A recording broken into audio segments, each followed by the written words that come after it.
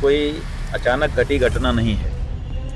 इसकी तैयारी तब से ही हो रही थी जब से ये ट्रस्ट बनाया जा रहा था। जो कोर्ट में लड़ने वाले थे हिंदू समाज की ओर से पक्षकार, जिन्होंने मुकदमा जीता, जिसके कारण मंदिर बनने का मार्ग प्रशस्त हुआ, उनको भी हटा दिया गया और अपने खास खास विश्वस्त कार्यकर्ताओं का ट्रस्ट बनाया गया।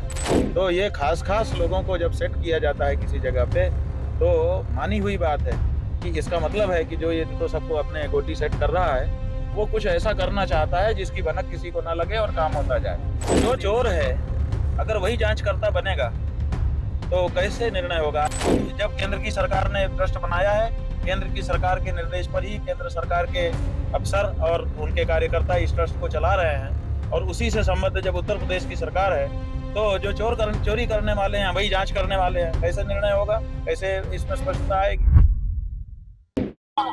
महाराज जी, राम को लेकर लगातार चंदा चोरी की जो चल रही है, न्यूज चल रही है, क्या कहना चाहेंगे इस पे आप? ऐसा है कि ये कोई अचानक घटी घटना नहीं है। इसकी तैयारी तब से ही हो रही थी जब से ये ट्रस्ट बनाया जा रहा था।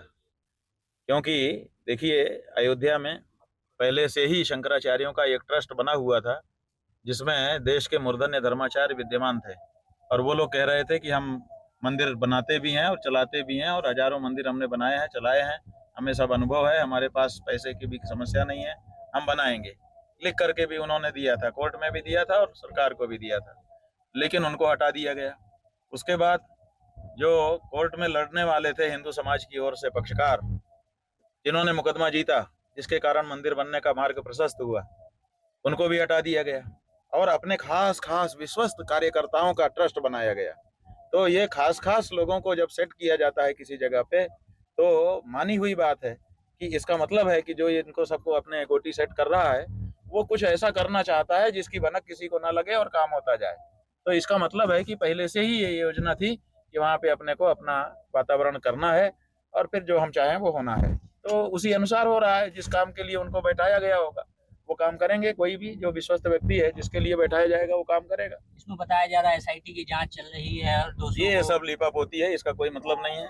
बताइए, जब बिना एफआईआर के पुलिस को बुला लिया जाता है, अब पुलिस भी बिना फर्द में कुछ दर्ज किए वहां पे पहुंच जाती है और 80 लाख जितना बड़ा रुपया कलेक्शन माने बरामद करती है, और बरामद करने के बाद बिना किसी लिखा पढ़ी के वो ट्रस्ट को वापस भी सौंप देती है और कोई एफआईआर नहीं लिखी जाती है।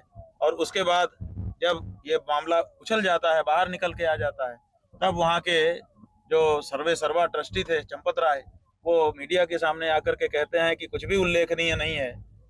तो इस सब का क्या मतलब है? महाराज जी, आप इसमें क्या लगता है कि आपको एसआईटी में जांच में निकल के कुछ नाम आएंगे? अभी कुछ नहीं आएगा। वो अगर किसी को चाहते होंगे, या इतना बड़ा हल्ला मच गया है, एक दो को बलि दे करके सबको बचा लो, उसके लिए अगर कुछ करें तो बात अलग है, अन्यथा कोई उसका तात्पर्य। राम मंदिर निर्माण के समय जो चोर है, अगर वही जांचकर्ता बनेगा तो कैसे निर्णय होगा? आप बताओ ना। जब केंद्र की सरकार इसको चला रही है और कहते हैं डबल इंजन की सरकार है, मतलब उत्तर प्रदेश की सरकार भी उसी के साथ कनेक्टेड है, संटिंग हुई है। डबल इंजन तो तभी हुआ ना जब संट हो जाए। तो जब संटिंग है इनकी, तो जब केंद्र की सरकार ने ट्रस्ट बनाया है, केंद्र की सरकार के निर्देश पर ही केंद्र सरकार के अफसर और उनके कार्यकर्ता इस ट्रस्ट को चला रहे हैं, और उसी से संबद्ध जब उत्तर प्रदेश की सरकार है, तो जो चोरी करने वाले हैं वही जांच करने वाले हैं। कैसे निर्णय होगा? कैसे इसमें स्पष्टता आएगी?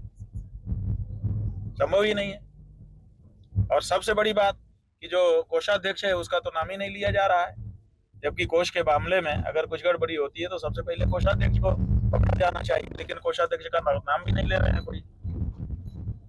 प्रभातखबर.com, विश्वास वही, रफ्तार नहीं।